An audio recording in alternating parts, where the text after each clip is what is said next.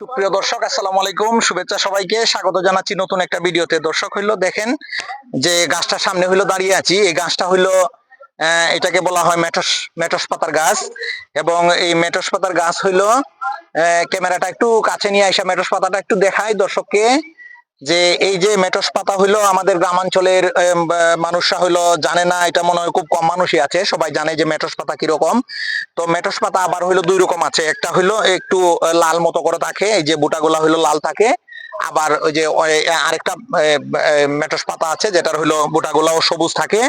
তো যাই হোক, সবুজ থাকুক আর লাল থাকুক, এটার স্বাদ কিন্তু একই রকম। মেটস পাতা হইলো এটা টক পাতা, চুকা পাতা, আঞ্চলিকভাবে বিভিন্ন নামে হইলো বিভিন্ন জায়গায় হইলো এটাকে অবহিত করা হয়।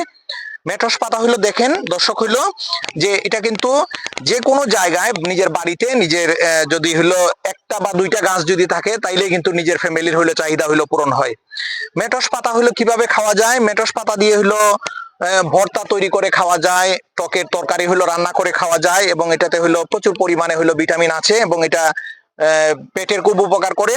পেট পরিষ্কার করতে হইলো সহায়তা করে, এছাড়া হইলো রক্ত পরিষ্কার করতে হইলো সহায়তা করে।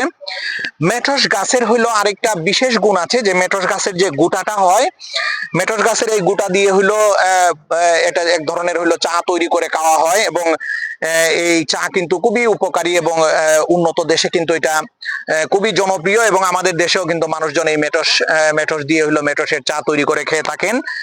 তো দর্শক হইলো দেখেন যে এই একটা চারা বা দুইটা চারা রোপণ করলে একটা ফ্যামিলির হইলো এই টক পাতার যে চাহিদা, এই চাহিদা পূরণ করা যায়।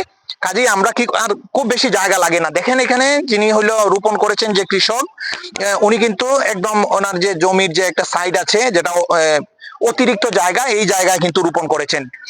তো দর্শক হইলো যে আমরা হইলো আমাদের যদি আমাদের বাড়িতে আমরা এই যে সহজলভ্য সবজিগুলা যদি আমরা হইলো চাষ করি, তাইলে আমাদের কিন্তু সবজির চাহিদা পূরণ হবে, এবং এই সবজির চাহিদা পূরণ হলে আমাদের শরীরের রোগ প্রতিরোধ ক্ষমতা বাড়বে, এবং আমাদের হইলো শরীরের শক্তি হইলো বৃদ্ধি হবে, এবং আমাদের শরীরের পুষ্টি নিয়ন্ত্রিত হবে, বা পুষ্টি পর্যাপ্ত পরিমাণে হইলো আমাদের পুষ্টির চাহিদা পূরণ হবে।